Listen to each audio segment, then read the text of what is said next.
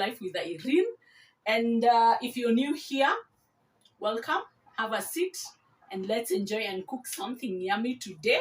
And if you're my returning subscriber, thank you so much from the bottom of my heart. I really appreciate the support. So guys, today you're getting triple treat in one video, because guys, today I'm teaching you how to make a very famous and very liked snack in Kenya that is called samosa. Yeah, so today we are going to make samosa. And why I'm telling you you're getting a triple treat, it's because I'm going to teach you how to make beef samosas and potato samosas, and also some green gram or ndengu samosa. Yeah, guys. So these are our ingredients for today. So we are going to need a load of onions. Yeah, this is like a kilo of minced, washed and cut spring onions, and the leek onion. I find cooking samosas with leek onion, it becomes somehow very bitter. So I like mixing as the spring onion half and half of the of the samosa onion, which is known as the, hey, Jesus, oh.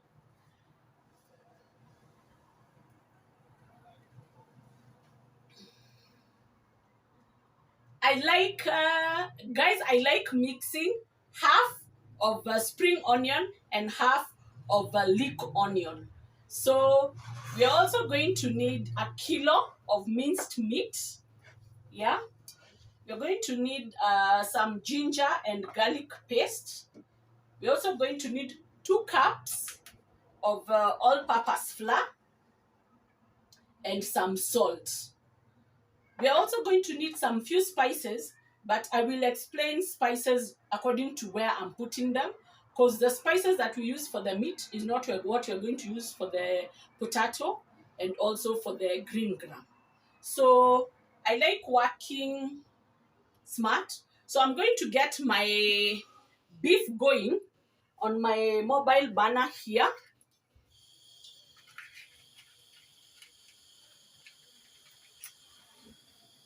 So we get my beef going, because I have to dry and cook my beef first. Then after that, in my other cooker, I'm going to get my onions going too, because I need them to sweat a bit. And all I'm going to do is we're going to salt our minced meat.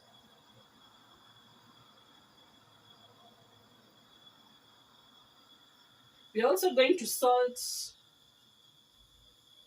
and not a lot of salt, because all this is going to get combined later. Our onion. So I get my onion going. All I want to do is I want to sweat my onion, and I also want to cook my beef. So as my beef is rendering the water, that's why I put salt. I'm just going to press it down to cook evenly, cover the surface area of my pan. And I'm also going to need some cold water. So from here,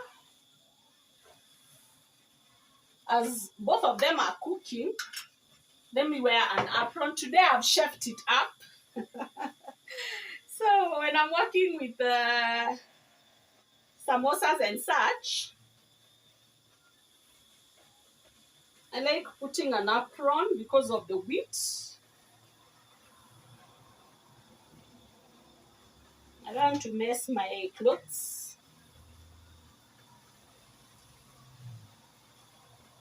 Let me reduce my fire for the onions. All I'm doing is just sweating them a bit, Because again, we can't work with raw onion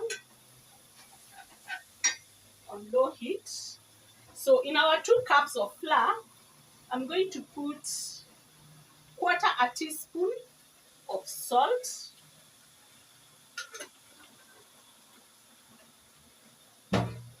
and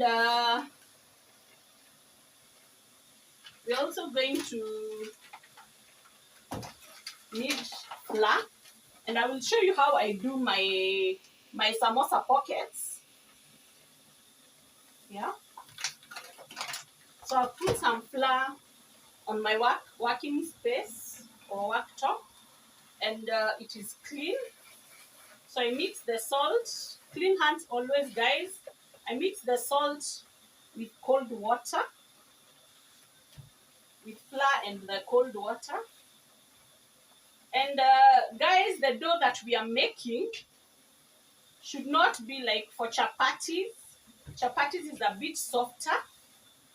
For making manda, or what we call samosa pockets, should be a bit hard.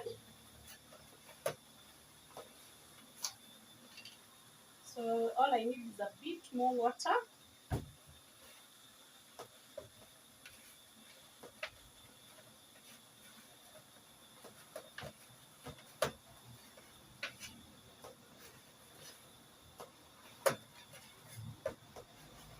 So here is where you use muscle power. So I want to remove whatever is stuck on my fingers. You see, guys, the meat is rendering out a lot of water. So that is what we should dry, because all the filling that you're working with should be dry filling, not wet filling, because that will burst our pockets, our samosa pockets.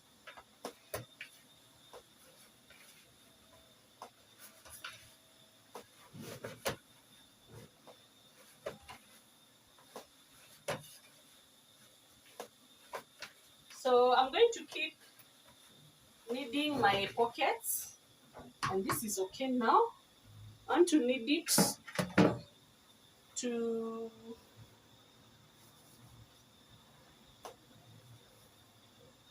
make the glutens work or activate the glutens.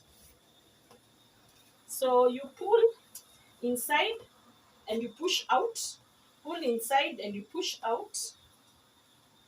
You keep adding flour. When you're making the samosa pockets, you will really use a lot of flour because nothing should stick. You can tell my dough is quite hard. It's not a soft dough, but again, don't make it so hard. And as I'm doing the kneading here, I want to spread my dough a bit and put a bit of like a tablespoon of oil. That will make my dough soften up as it is resting. So you just pull and push, pull inside, tuck, push out, pull inside, tuck and push out.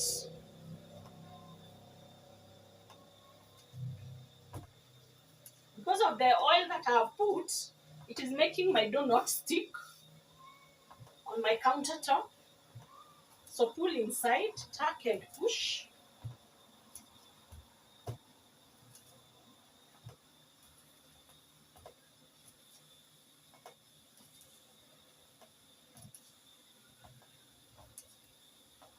Guys, you can tell this is my dough, and it is becoming soft as I'm working the glutens in the flour.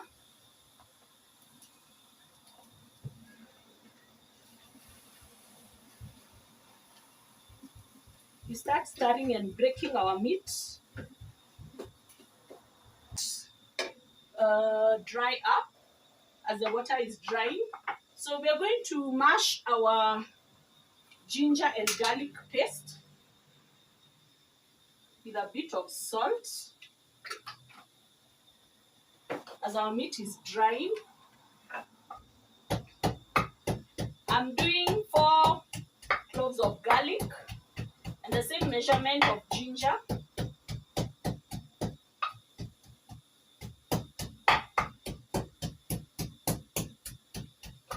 Guys, the reason why I'm doing this quite early is because all our filling should be literally cold, you know, or at room temperature, so that it doesn't burst our pockets. So as my dough is resting, I give it like 5 minutes, 10 minutes. We can be doing our fillings for the samosas.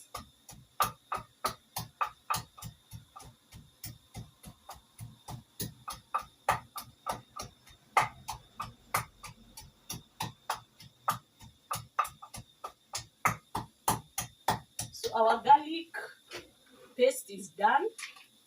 I'm going to use a spoon.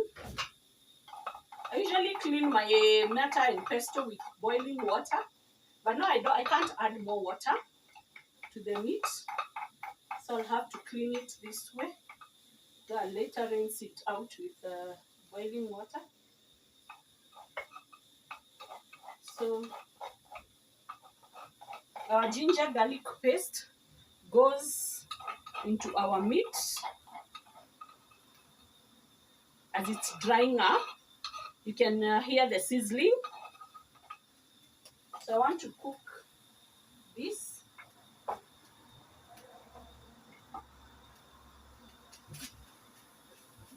My kitchen time.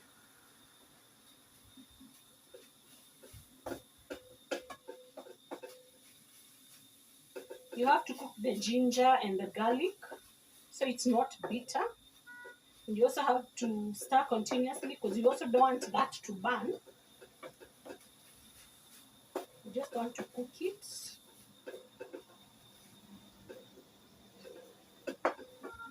And by the time the 10 minutes are over for our dough, we'll have been finished with the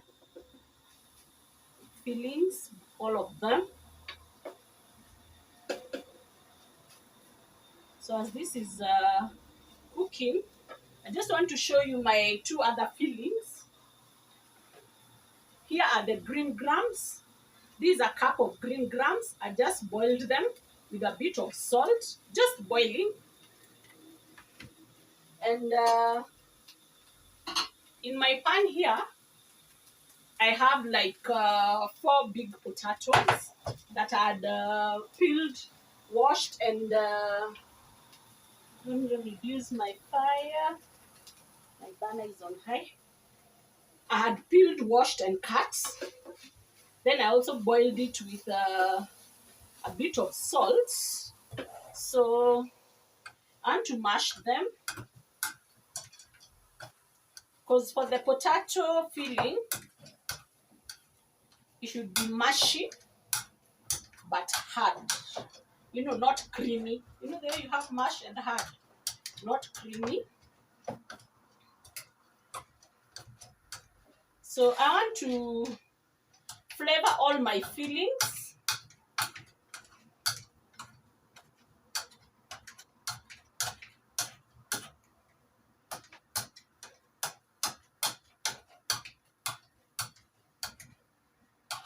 Yeah. So my potatoes are well mashed. You can see, guys.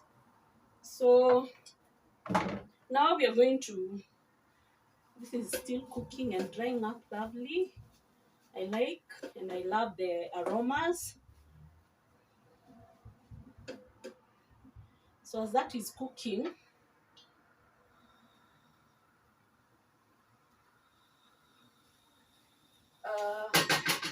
I want now to take my onions and divide them into 3. My meat filling is a lot, so that has like half of the onions. I don't like samosas with a lot of onions, guys. Then I'm also going to put a quarter on the potatoes.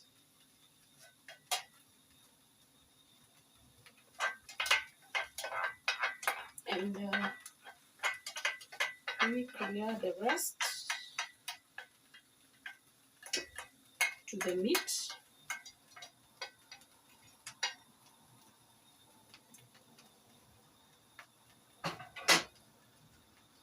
So we start our meat. Yeah, it started drying up.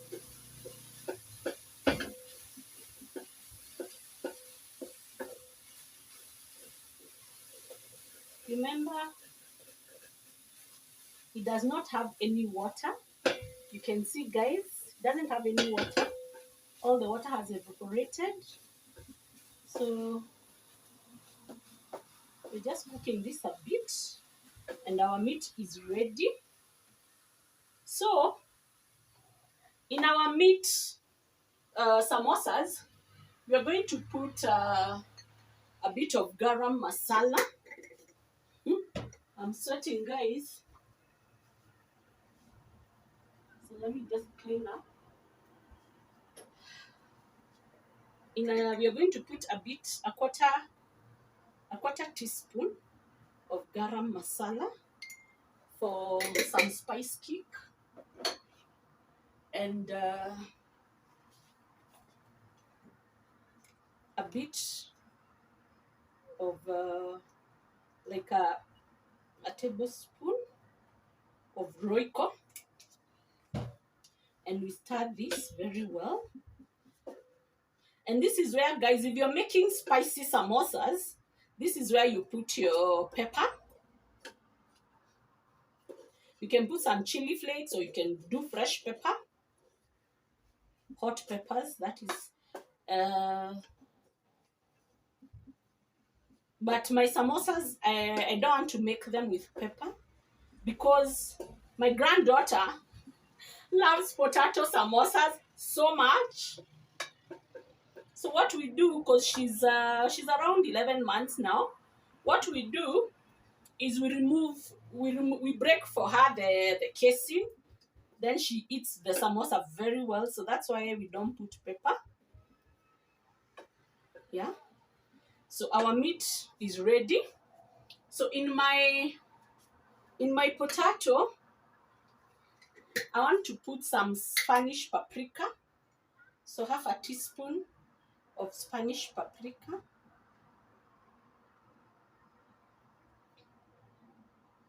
Yeah. And a bit of coriander powder. Yeah, half a teaspoon of coriander powder. And then we do half a teaspoon of roiko. So we mix this thoroughly.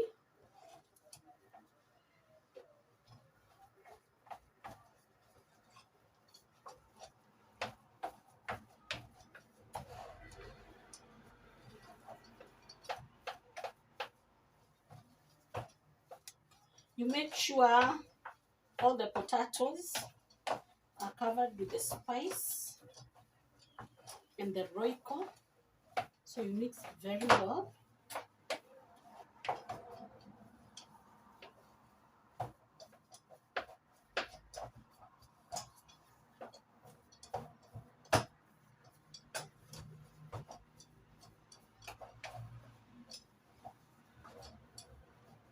So I want to test this.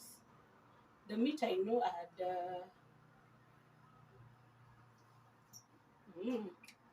the seasoning is very well spread. So this is ready for filling. So all I do is using a spoon, I just separate my potatoes, creating some air pockets so that it gets cold as we are going on. Now we come to the green gram. So in my green gram, I like putting half a teaspoon of turmeric powder. Green gram goes very well with turmeric. And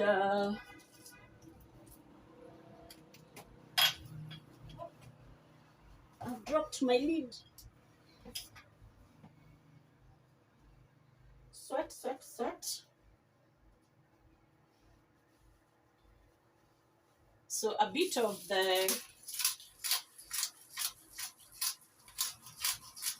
some black pepper. You know, green grams can be very blunt.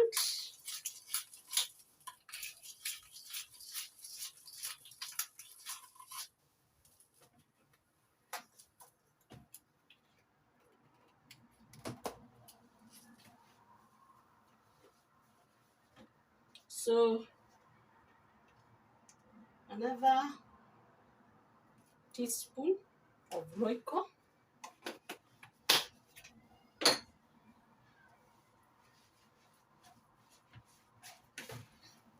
So you mix these two very well to make sure everything is mixed thoroughly. And I don't like, when I'm making samosas, I don't like standing green grams. You know, they are cooked, yes, but they're one by one. You know, when you're eating the samosa, they tend to fall out. So, no problem. So I like it a bit mushy like this. So this is now ready.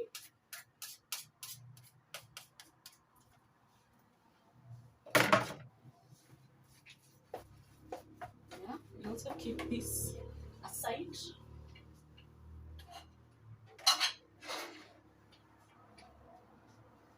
Our meat is good, and this one needs to cool down because I've just cooked it right now.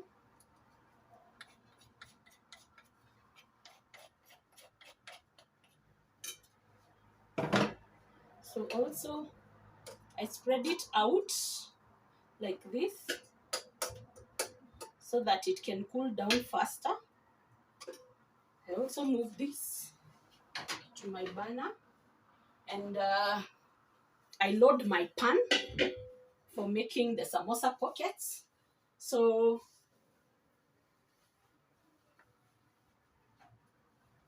I want to do a vinegar. This is a vinegar and water mix, and I like putting it close when I'm working with a lot of dough. Vinegar and water is a very good cleanser of the hands. So I cleanse my hands because now I'm going to the dough.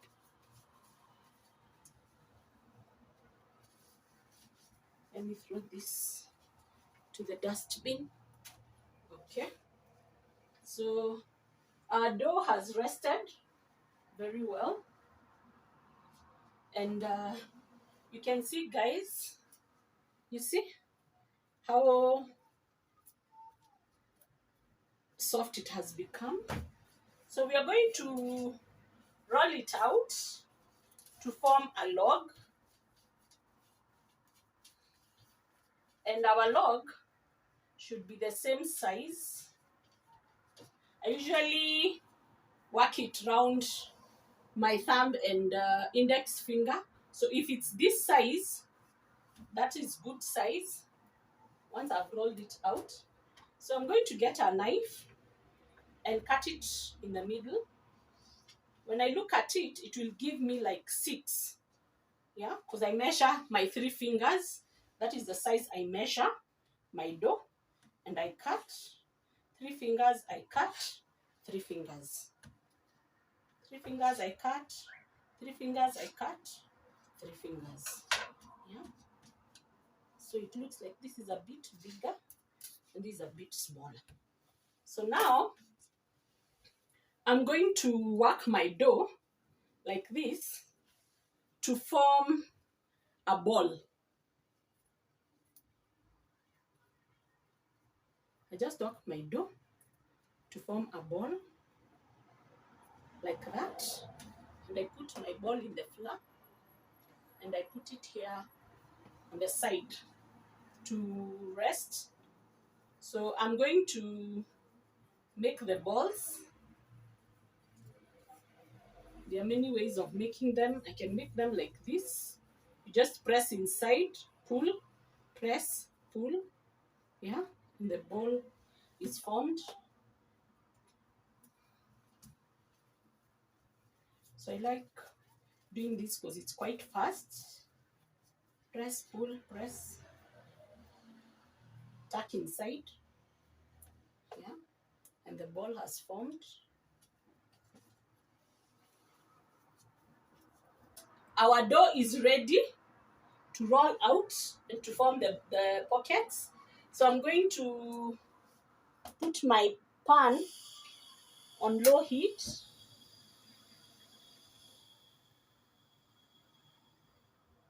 Yeah, on low, so that we can start rolling out our dough. So samosa pockets, most people find them very tricky, but they are very easy if you know what you're doing. So I'm going to roll around shape, and don't get, don't go easy on the flour. You need to really use a lot of flour so that they don't stick to one another. So this is a good size. Once you're done with this one, you're just going to put flour and place it on the side here. So we continue doing the others.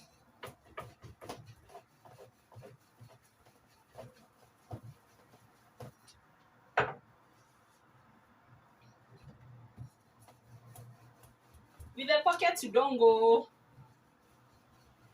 very easy on the flour. So you make sure that both of them are the same size. So you put flour on top, because we'll keep placing each one on top of the other.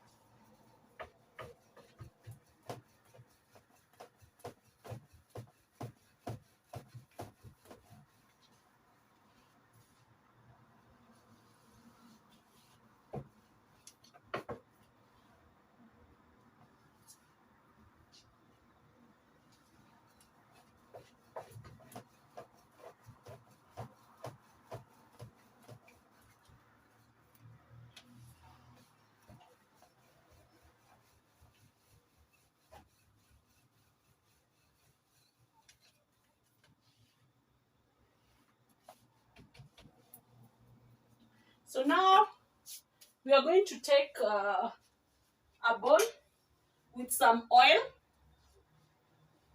because we have to oil our dough. So now we're going to take a full tablespoon of oil and spread it on our dough very well, evenly, making sure that you have covered all the dough.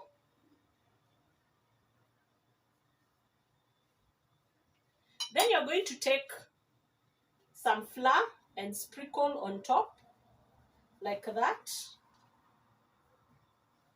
And now we are going to take our second dough or a flat breads and put it on top. This is the reason why all of them should be the same size, because they're all going to be in one area. You know, the surface area they're covering should be the same, because if one is big and one is small, they won't come out evenly. So we are going to spread the oil again on the second one.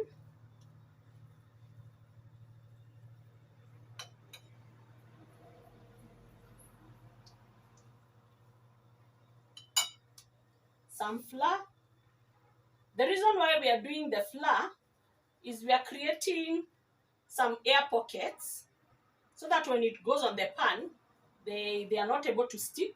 And again, the flour helps them not to slide.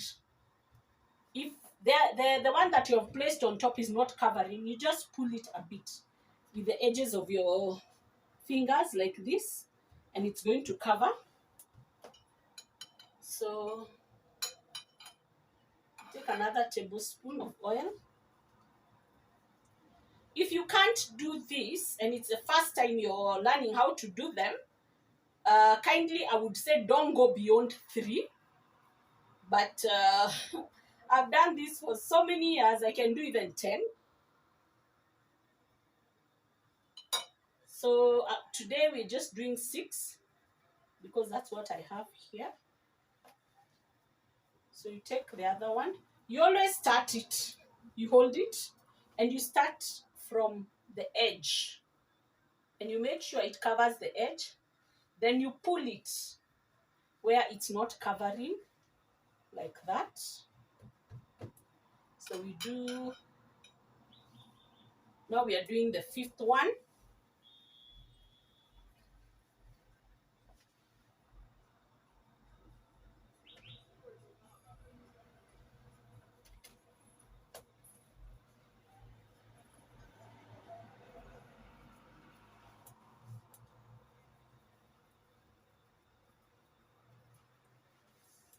You make sure it covers everywhere. Then you sprinkle the flour. Our pan is getting hot, so yeah, so that's working very well. So this is our last one. So you spread the oil.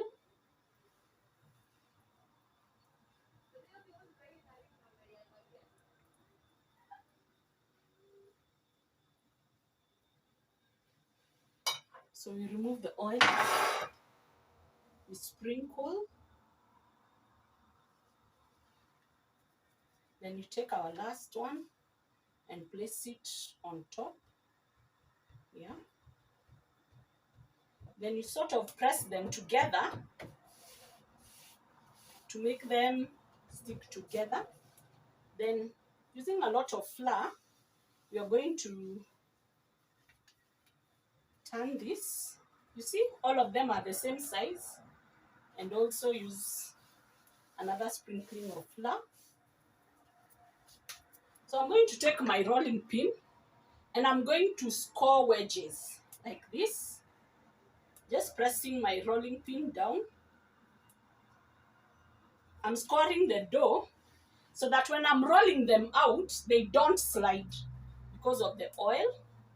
So you turn it and score like that. And the part that you have scored is what you're going to turn to face down. So from there, you just roll it from the middle, going out. I'm able to do this so they keep turning. I think it's the experience of the 19 years or 20 years I've done catering. Yeah? So you're pulling them out. Yeah. You're trying to push them outwards like this evenly. And you make sure you're forming a circle as you pull your dough outside.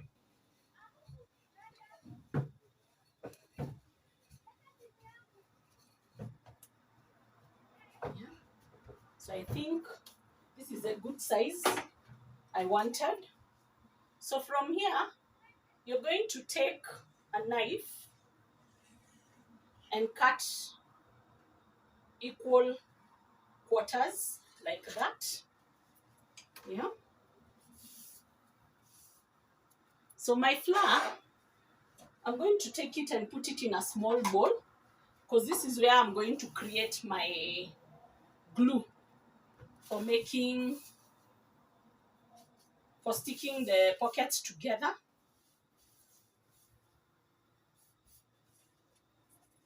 Like that. So I keep this aside.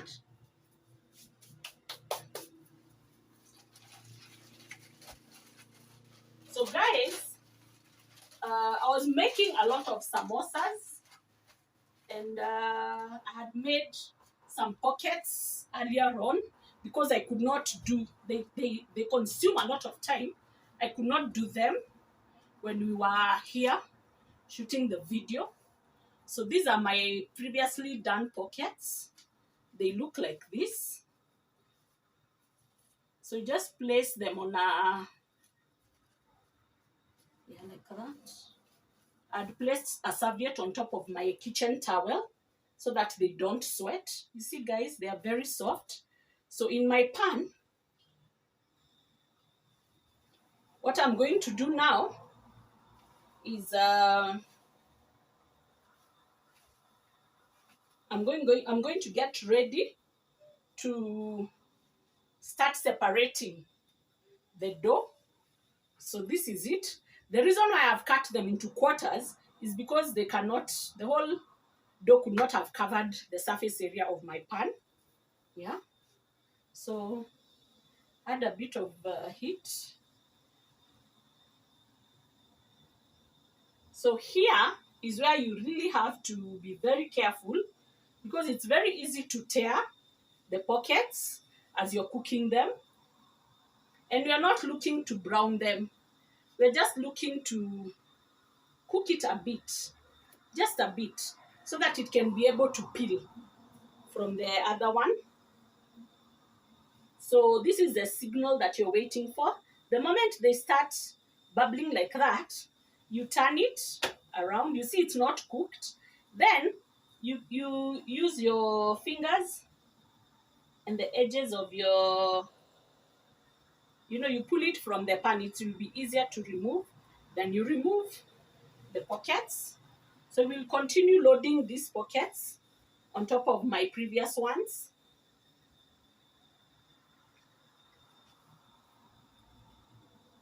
So the moment you see it's bubbling like that, you just turn it.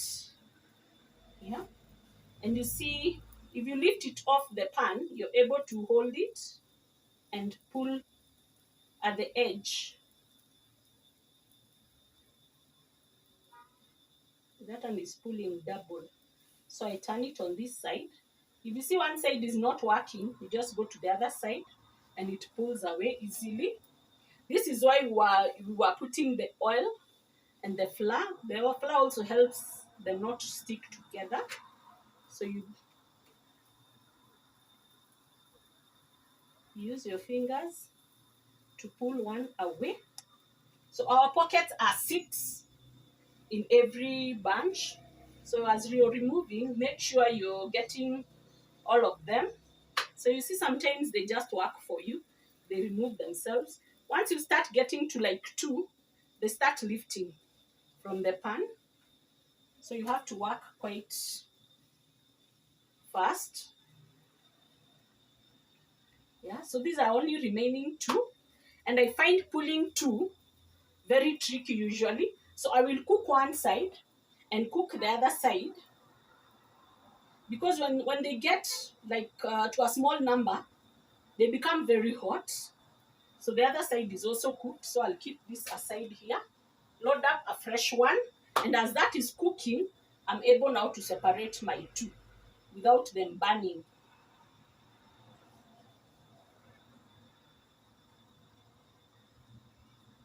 This is the hardest part that most people think it's very hard. It's not that hard. You just get used to them. And again, guys, practice makes perfect. I'm not telling you they'll come out perfect the first time, but unless you're a good follower of instructions. But you try, keep trying. Yeah, you can make like if you make like these were 6 balls. So 6 balls has given us 24 pockets of samosas. So with 24 pockets of samosas, you can make samosas at home. Just 2 cups of flour. So it has started giving me bubbles, so I'm able to lift it.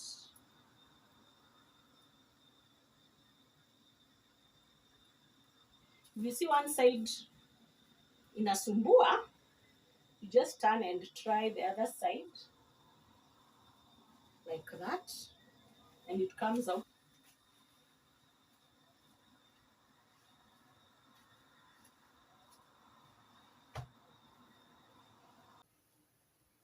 Since I've switched off, it's not that hot.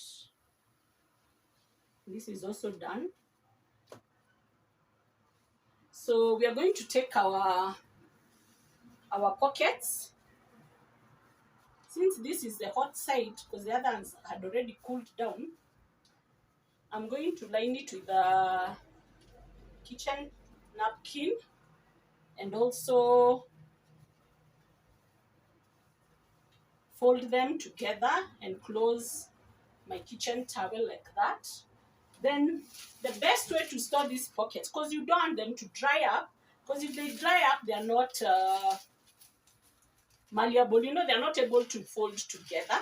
They're going to break. So you're going to take a Ziploc bag and put your samosa pockets inside and lock the Ziploc bag and put that aside to cool down. But in the meantime, guys, you remember we need to make our glue for the pockets. So in a bowl, we are going to take the flour that we were using and mix it with cold water. It's easier to add water than keep adding flour. So we are going to mix this to form a very thick paste.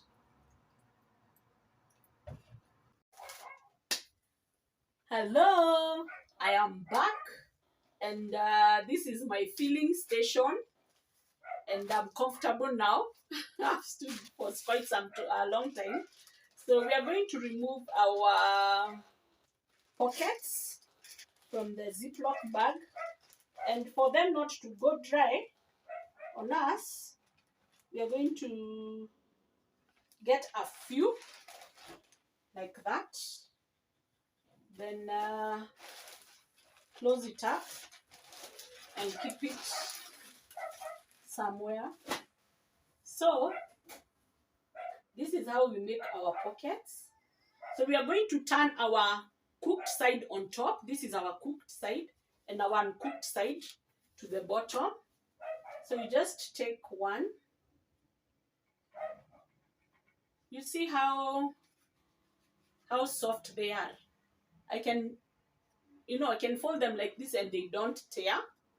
So that is why I insist on putting them in the Ziploc bag.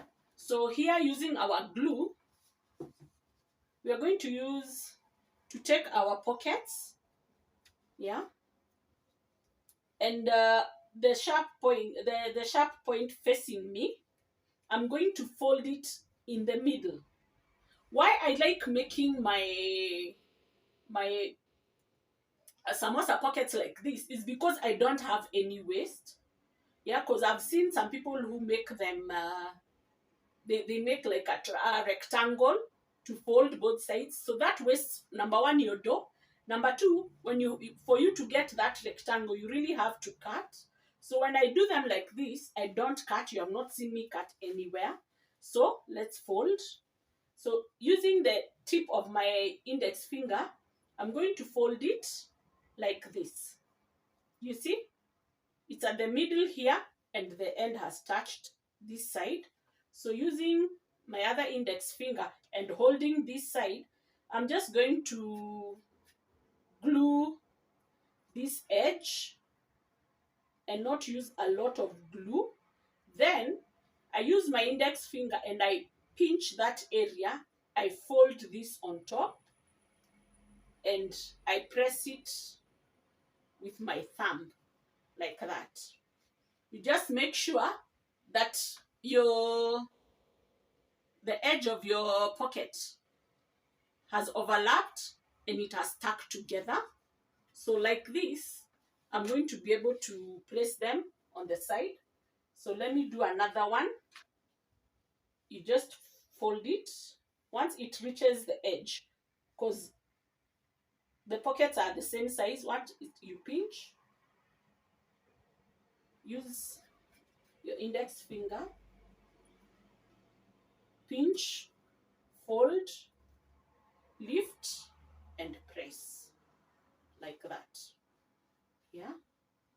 So your pockets are going to be the same size, and you make sure you pinch. This is a secret of pinching the first fold, because that locks it. That is why I didn't want to use very runny glue,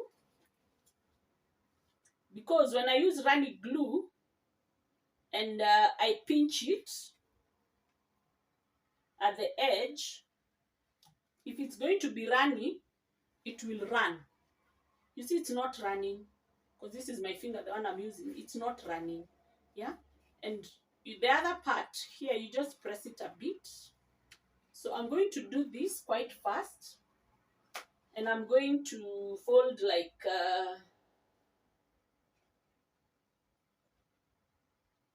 6 of them for starters, so that we can do our different filling. I like working systematically, so I like folding like a dozen or 20 of the pockets. So that's 4. I like folding like 20 of the pockets, then feeding the filling. After feeding the filling, I just seal. I find that working very fast, instead of me working with each samosa, touching the filling, and the filling is also spoons, and I'm having glue in my fingers. So that's the 5th one.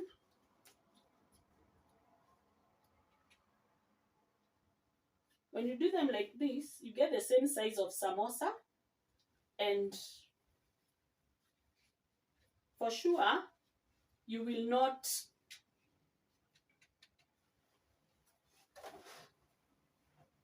get tired. Let me get a serviette and clean my finger. Yeah. So I want to show you how I fill up. So you take your pocket, fold it like this. You take your pocket using your thumb and your index finger. You fold it like this. Yeah. It creates a pocket. You take a heaped tablespoon and a half of the beef. We do another one.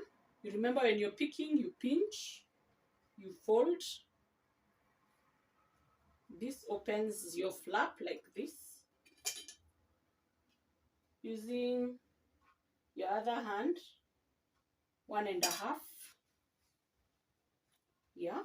That is for the filling for the meat. So we're going to do 2 for the filling of the potato. The same design, or the same method. You take a heaped spoon, but with the potato, you turn your spoon backward, so that using your index finger, you're able to scoop it. Yeah, that is enough for the potato.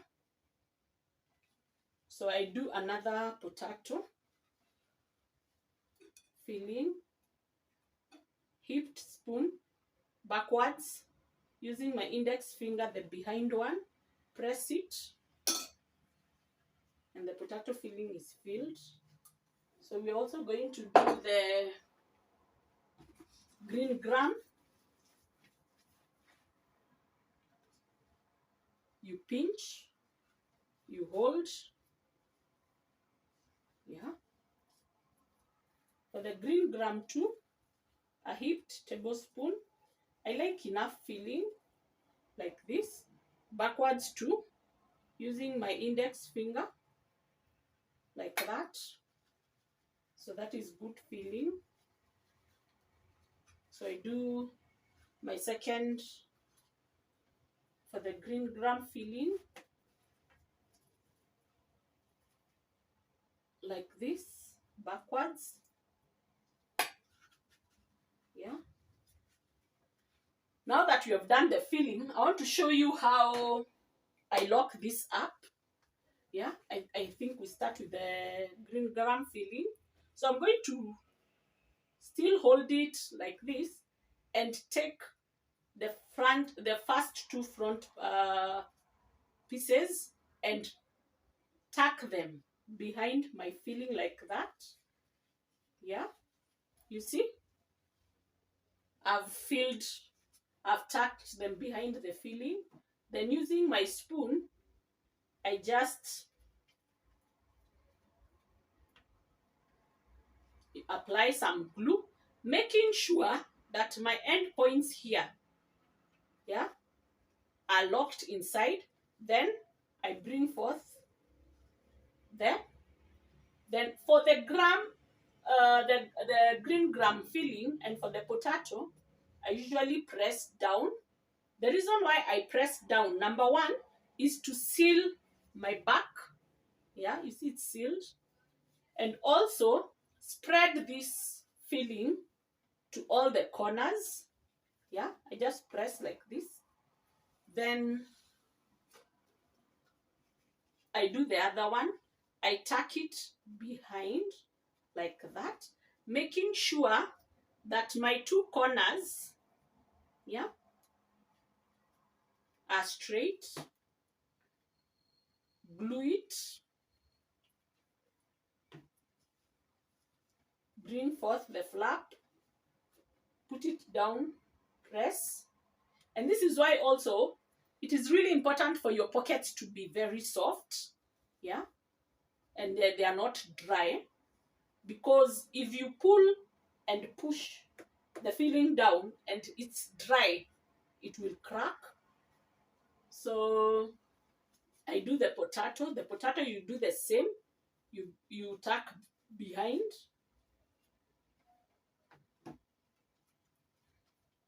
Put the glue. Bring forth. Bring down. And press. This will give you a very evenly spread samosa and a nice shape. I hate biting into a samosa and you've given it a very big bite and you find that you've only bitten the dough. There is no filling. So that is why I like pushing it behind. So push it down. It locks and it makes my samosas really nice and evenly spread. So what you do is for the beef samosas, it's like you're pushing it down, then you tuck from behind like that. You see? Then that seals it. And you glue. The same method. Press to seal and press to spread the filling. Yeah?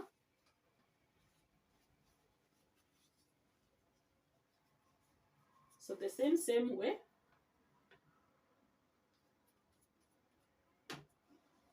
Tuck to fill. Spread and press. So let me arrange this in my insert. I like arranging them in my insert because I will blast freeze them in my freezer. Yeah. So this is potato. Potato, I can identify it because of the color. This is the green gram. And this is the beef. So beef, because there are many, there are going to be 2 layers. And the potato and the green gram. So guys, let me do this I will fast forward.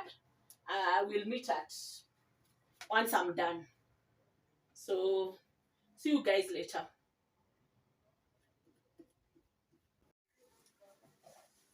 Hi guys. Say hi. Say hi. Say hi guys. Hi guys. I've had a helper who was helping me to make my samosas, but she was just crying, you know. She's grandma's little girl. So she got to that point where she just wanted to be with me. And guys, here are our samosas. I am finished. We have about 35 beef samosas, about 20 potato samosas, and about 30 of the green gram samosas. So guys, I've taken a few and I want to go and fry for you so that you see the end product. She's eating my earring, baby. When did you remove my earring? So that I show you the end product. So guys, let's meet at the deep fryer. 30 of the 3 samosas so that you can get to see how they look inside. And also you see how it will crust up.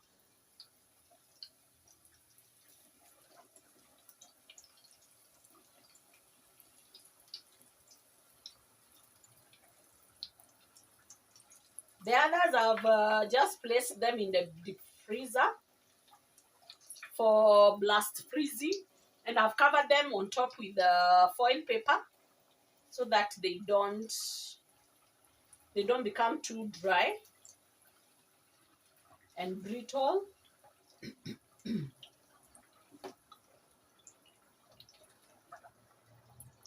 So I want to give my samosas a good color so that they look nice.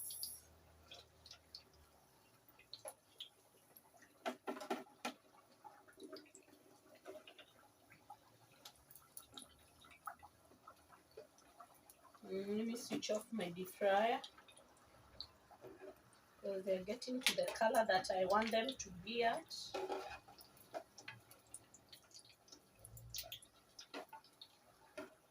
Okay.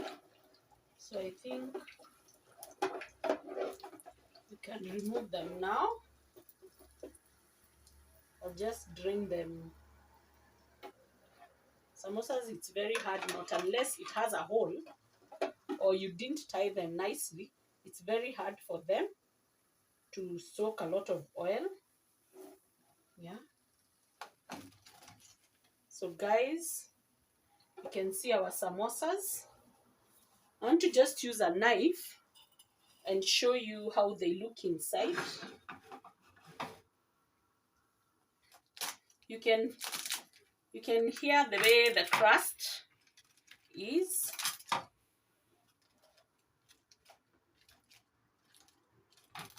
It's even hard to cut because they have just been freshly fried. So guys, here is the way our beef samosa looks inside. Yeah. So my favorite is the green gram one, but I'll show you. Let me just cut the potato one. You can hear the way the crust is. Very nice.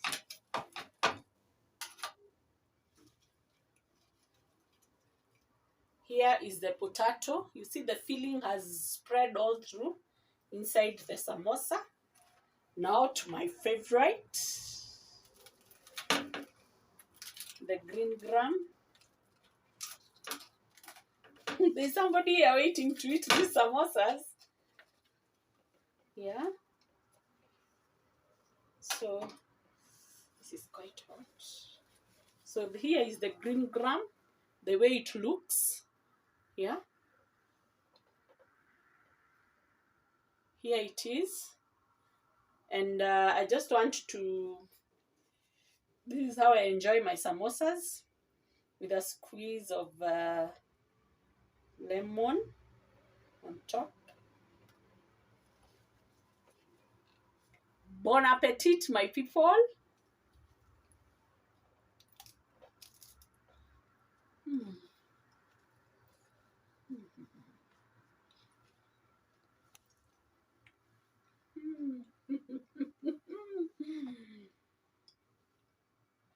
It is crunchy, you know, the spice inside.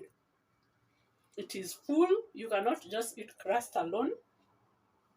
So, guys, I would say let's go ahead. I know samosa is a lot of work. Like right now, I've been doing this for the last 2 hours, but it is worth it. The batch that I've made will last my household a whole month. So instead of making small batches, just make a big one. Get tired once. After you've made them, blast freeze them. Tomorrow, it's quite late at night. I just want them to blast freeze in the sheet of the chefing dishes that I had put them in. But tomorrow I'm going to put them in Tupperware lunch boxes according to the flavors. And how I know is that I use different colors of lids. So I know for the beef we use green. For the potato I'll use a blue. And for the other one I'll use a yellow one. So that way I will know these are beef potatoes like that and the green gram. So guys, thank you for watching my video. Thank you for being here. Thank you for subscribing. I am really, really humbled by that. And guys, see you in my next video. And always remember, you are loved by God. Bye, guys.